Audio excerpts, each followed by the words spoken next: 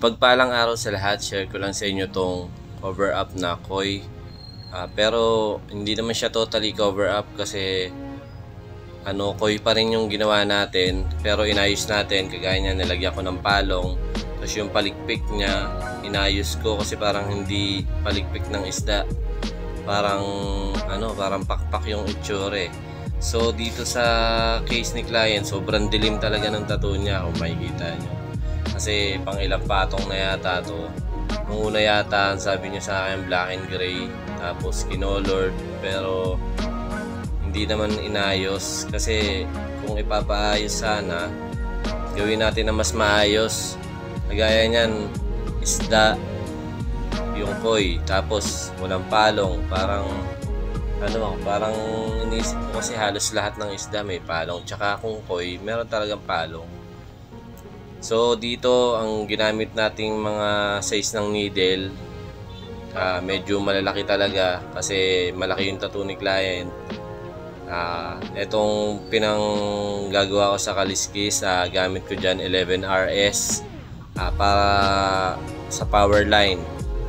Tapos yung pinaka shape nung koi, medyo dinoble ko yung power line nya para mas mag-highlight yung pinaka isda o yung pinaka karakter na ginagawa natin. Tapos gumamit tayo ng 9M1, gumamit tayo ng 15M1, gumamit tayo ng 15RM, tsaka 23M1. So sa mga kulay, ang ginamit kong kulay, syempre mas kailangan natin mapaliwanag siya ng konti. Kasi pagka mga ganitong case na ng tattoo na sobrang dilim na, kailangan pwedeng mas i-dark mo siya, pero colored yung gagawin natin. Pero kung gusto mo namang mas liwanagan naman, pwede tayong gumamit ng mas maliliwanag na kulay. Kagaya nitong ginamit ko dito, gumamit ako ng maroon, ng dark red, ng orange, tsaka golden yellow.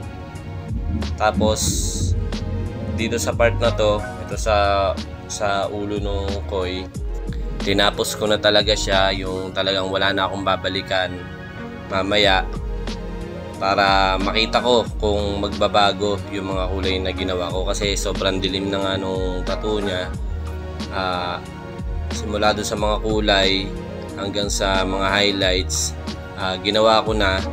Kung kadalasan sa huli ko ginagawa yung mga light color, ginawa ko na siya, kasi inoobserbahan ko kung magbabago yung kulay. Halimbawa itong white, syempre madilim yung tattoo ni client, titignan ko kung magiging gray siya mamaya, or pwede rin mag-iba yung mga kulay ng mga ikinulay natin, lalo na sa mga light na kulay, kasi nga madilim na yung tattoo niya. So pag humupa yon, pwedeng halimbawa dilaw, pwede siyang magiging madilim na dilaw.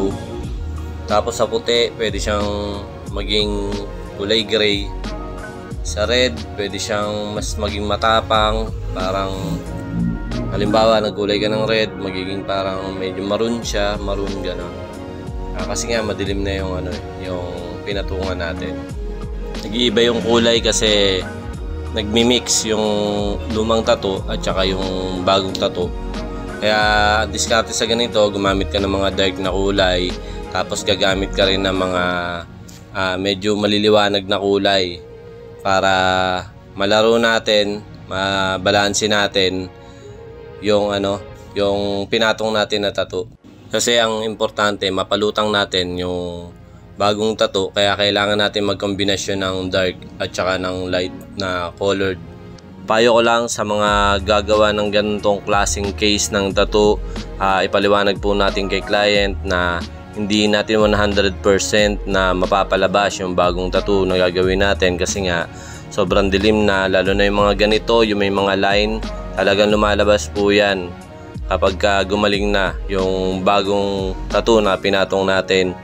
Para maiwasan natin na masisi tayo ng client kasi hindi natin na ipaliwanag, syempre hindi para kumita lang tayo, ipaliwanag din natin na hindi nawawala yung dating tattoo kahit patungan ng panibagong tattoo.